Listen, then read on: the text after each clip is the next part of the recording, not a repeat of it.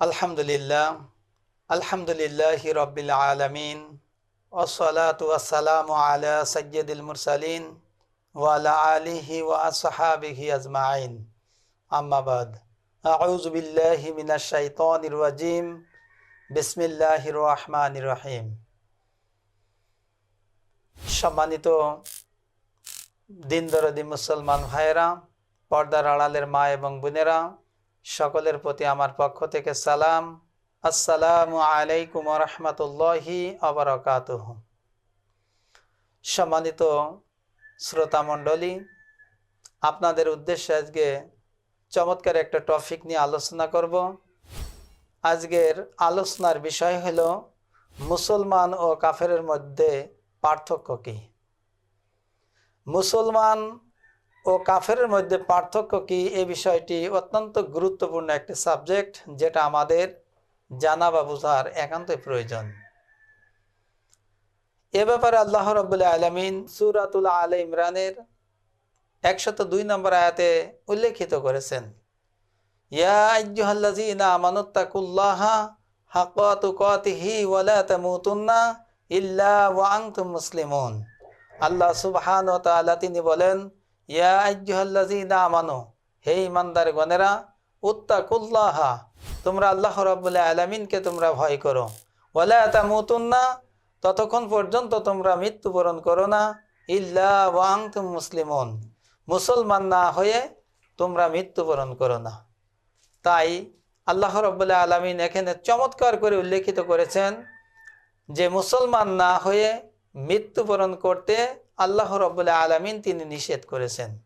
এই আয়াতের শুরুতে আল্লাহ রাব্বুল আলামিন ইয়া আইয়ুহান নাস বলে সম্বোধন করেন নাই, অর্থাৎ গোটা মানব জাতিকে তিনি ডাক দিয়ে মুসলিম হওয়ার নির্দেশনা দেন নাই।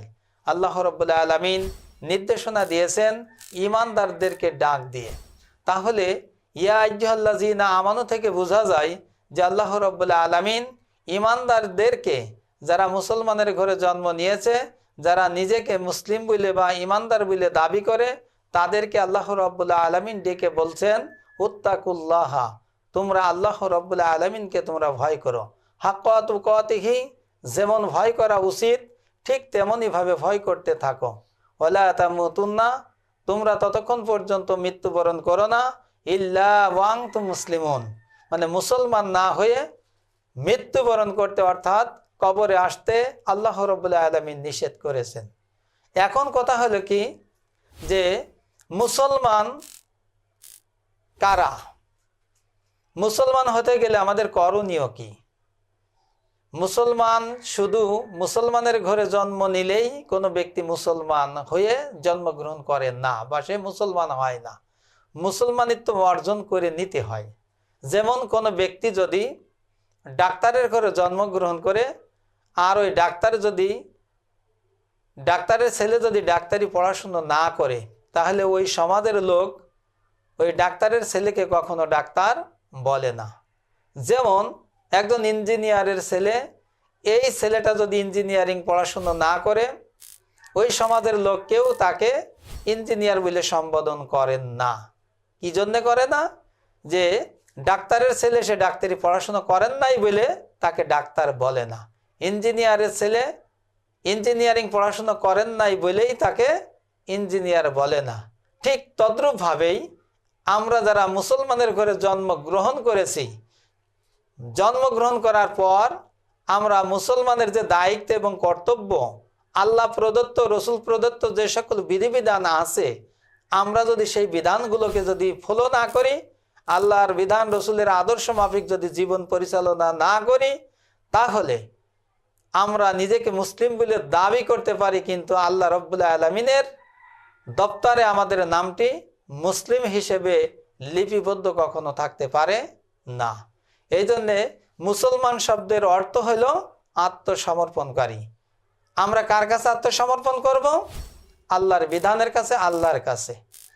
আল্লাহ রাব্বুল আলামিনের কাছে সারেন্ডার করার অর্থই হলো এই, আল্লাহ রাব্বুল আলামিনের বিধানের কাছে আত্মসমর্পণ করার অর্থই হলো এই যে আল্লাহ রাব্বুল আলামিন যে কাজ করতে নির্দেশনা দিয়েছেন, আল্লাহর সেই হুকুমটা মানতে হবে, নবী মুহাম্মদ রাসূলুল্লাহ সাল্লাল্লাহু আলাইহি ওয়াসাল্লামের আদর্শ মোতাবেক। কেননা আল্লাহর হুকুম মানার ক্ষেত্রে আমাদের লক্ষ্য রাখতে হবে নবী মুহাম্মদ সাল্লাল্লাহু আলাইহি ওয়াসাল্লাম আল্লাহর ওই বিধানটা সর্বপ্রথম কেমন করে, কোন তরিকায়, কোন নিয়মে আল্লাহর এই বিধানটা মেনেছে। আমাদেরকেও আল্লাহর বিধান মানার ক্ষেত্রে সর্বপ্রথম যাকে অনুসরণ অনুকরণ করতে হবে সেই ব্যক্তির নাম হলো মুহাম্মদ রাসূলুল্লাহ সাল্লাল্লাহু আলাইহি ওয়াসাল্লাম। আর যে ব্যক্তি আল্লাহর হুকুম রসুলের আদর্শ মাফিক সে তার জীবন যাপনকে পরিচালনা করবে, আল্লাহর প্রত্যেকটি হুকুমকে সে নিজের জীবনে বাস্তবায়ন করবে।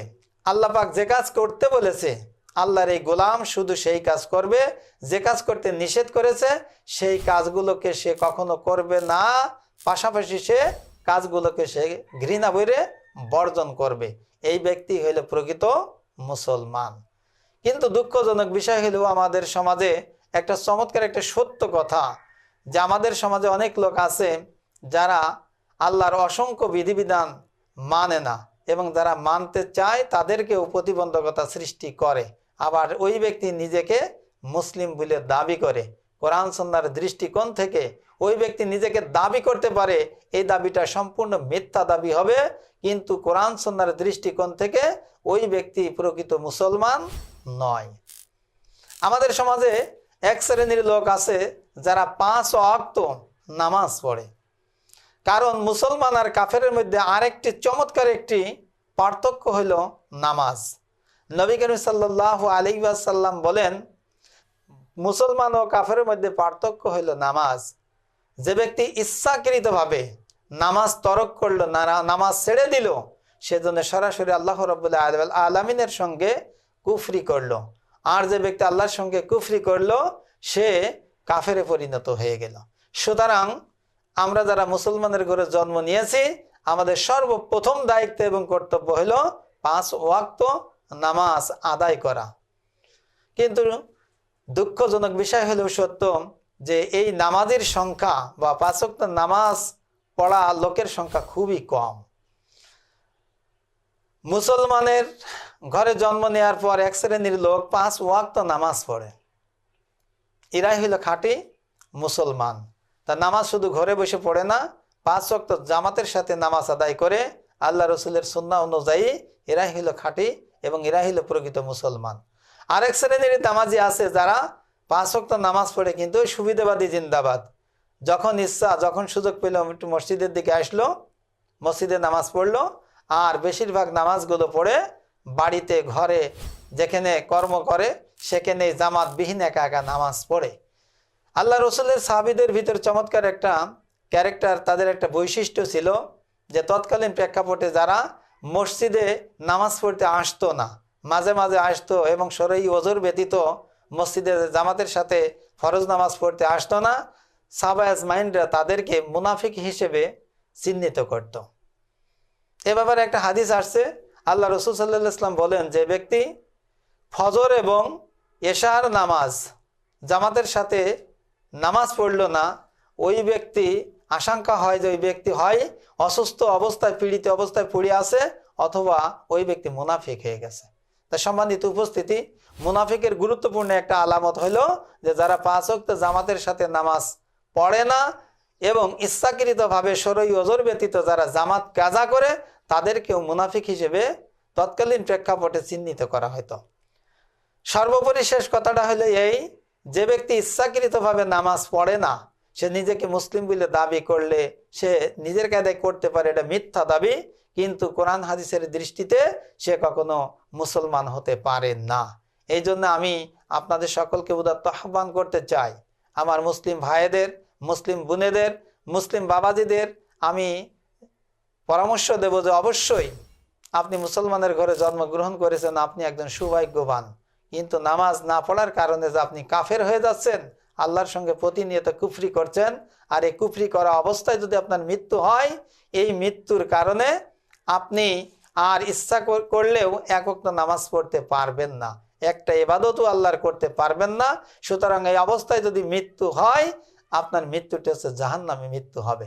কেননা কিয়ামতের ময়দানে সর্বপ্রথম আল্লাহ তাআলা তার বান্দার নিকট থেকে যে হিসাব নেবে সেই হিসাবটি হলো নামাজের হিসাব। যার নামাজটা সুন্দর মতো আল্লাহর দরবারে পেশ করতে পারবে, আল্লাহ সুবহানাহু ওয়া তাআলা যে ব্যক্তির নামাজের প্রতি খুশি হবে, আল্লাহ তাআলা তার জীবনের যত হিসাব আছে সকল হিসাবকে আল্লাহ তাআলা সহজ করে দেবে বলি সুবহানাল্লাহ।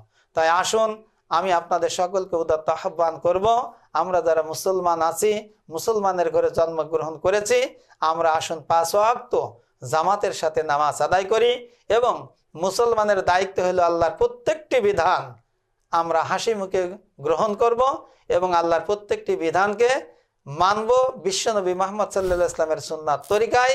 দ্বিতীয়ত, আল্লাহ তাআলা যে কাজ করতে নিষেধ করেছেন এবং যে কাজ করলে অসন্তুষ্ট হন সেই কাজগুলোকে আমরা বর্জন করে আল্লাহর প্রত্যেকটি বিধানকে আমরা অক্ষর অক্ষরে পালন করার জন্য চেষ্টা করব। আল্লাহ রাব্বুল আলামিন আমাদের সকলকে তৌফিক দান করুক। এই আশাবাদ ব্যক্ত রেখে আজকের আলোচনা পর্যন্ত শেষ করছি। ওয়া আখিরি দাওয়ানা আলহামদুলিল্লাহি রাব্বিল আলামিন। রব্বানা আতিনা ফিদ দুনিয়া হাসানা ওয়া ফিল আখিরাতি হাসানা ওয়া কিনা আযাবান নার। আসসালামু আলাইকুম ওয়া রাহমাতুল্লাহি ওয়া বারাকাতুহু।